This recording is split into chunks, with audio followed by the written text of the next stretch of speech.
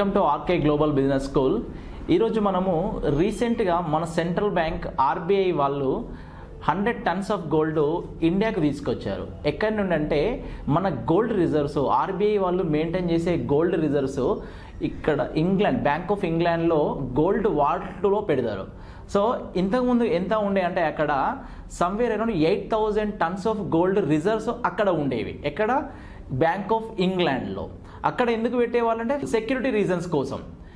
ఇప్పుడు అందులో 800 tons of గోల్డ్లో 100 టన్స్ ఆఫ్ గోల్డ్ ఇండియాకు తీసుకొచ్చారు.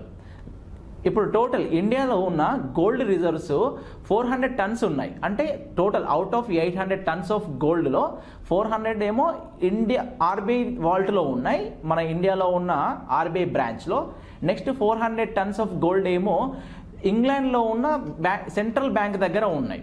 సో అక్కడ పెట్టడానికి రీజన్ ఏమంటే, ఇంతకుముందు మన దగ్గర ఇంట్లో గోల్డ్ ఎక్సెస్ గోల్డ్ ఉందనుకోండి, మనం ఏం చేస్తాం, మనకు దొంగలు పడతారేమో భయంతో మనం బ్యాంక్లో పెడతాం కదా. సేమ్ వే ఆర్బీఐ కూడా బ్యాంక్ ఆఫ్ ఇంగ్లాండ్లో ఇన్ని డేస్ గోల్డ్ని దాచింది. సో 8,000 టన్స్, ఇంతకుముందేమో 3,000 టన్స్ ఇండియాకి తీసుకొచ్చారు. సో ఇప్పుడు రీసెంట్గా 100 టన్స్ ఆఫ్ గోల్డ్ని ఇండియాకి తీసుకొచ్చారు.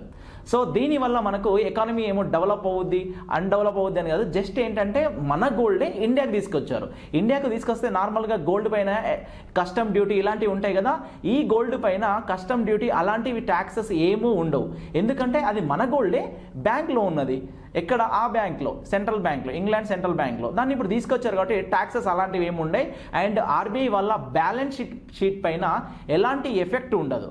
సో ఇదేంటంటే common practice. Not only Indian central bank, వరల్డ్లో ఉన్న ప్రతి సెంట్రల్ బ్యాంక్ ఈ ప్రాక్టీస్ చేస్తుంది.